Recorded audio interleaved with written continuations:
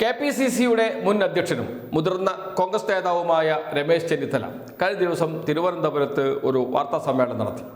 അദ്ദേഹം പറഞ്ഞ കാര്യം അത് ഇപ്പോൾ UDFന്റെ രാഷ്ട്രീയ പ്രചാരണായുധമായി മാറിയിട്ടുണ്ട്. വിഷയം മറ്റൊന്നുമല്ല, ശബരിമല സ്വർണ്ണക്കവർച്ചയെക്കുറിച്ച് തന്നെയാണ്. ശബരിമല സ്വർണ്ണക്കവർച്ച കേസിൽ ശബരിമല തന്ത്രിയെ SIT അറസ്റ്റ് ചെയ്തിരുന്നു. അദ്ദേഹം ജയിലിലായിരുന്നു. അദ്ദേഹത്തിന് ജാമ്യം ലഭിച്ചു. ജാമ്യം നൽകിക്കൊണ്ടുള്ള കോടതി ഉത്തരവിൽ പറഞ്ഞത് തന്ത്രിയെ പ്രതിയാക്കാനുള്ള തെളിവ് വെറുതെ ഒരു തെളിവ് എന്നല്ല കോടതി പറഞ്ഞത്, തെളിവിൻ്റെ കണിക പോലുമില്ല എന്നാണ്. അത്രമാത്രം തന്ത്രിക്ക് അനുകൂലമായിട്ടാണ് വിധി വന്നിരിക്കുന്നത്.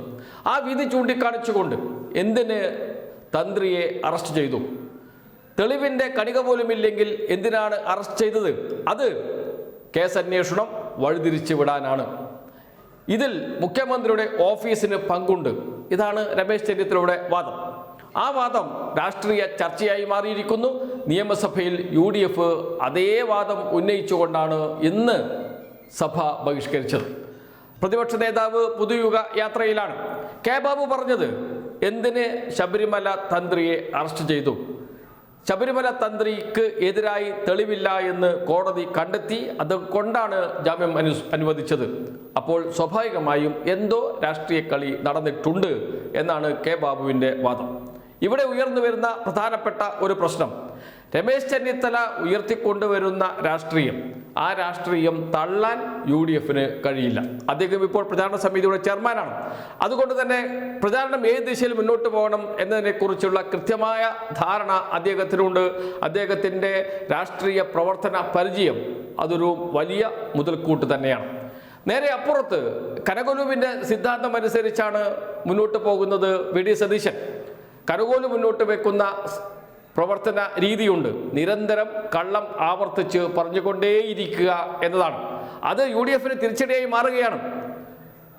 VD സതീശൻ പറയുന്ന കള്ളങ്ങൾ, നുണകൾ LDF വലിയ പ്രചാരണായുധമാക്കി മാറ്റുകയാണ്. അതിനുവേണ്ടി പ്രത്യേക വെബ്സൈറ്റ് തന്നെ ആരംഭിച്ചിട്ടുണ്ട്. അത് വലിയ സോഷ്യൽ മീഡിയ ചർച്ചയാക്കി മാറ്റാൻ ഒരു പരിധിവരെ LDFന് കഴിഞ്ഞിട്ടുമുണ്ട്. എന്ന് വെച്ചാൽ ഇന്നലെ വരെ UDF മുന്നോട്ട് വെച്ച പ്രചാരണത്തിന് തിരിച്ചടിയേൽക്കുന്നു. ആ ഘട്ടത്തിലാണ് തുരുപ്പിച്ചിട്ട് എന്ന നിലയിൽ മുൻ പ്രതിപക്ഷ നേതാവ് രംഗത്തിറങ്ങിയിരിക്കുന്നത്. അതിൽ വലിയൊരു രാഷ്ട്രീയമുണ്ട്. ശബരിമല മലയാളികളുടെ വളരെ പ്രധാനപ്പെട്ട ഒരു ആരാധനാ കേന്ദ്രമാണ്.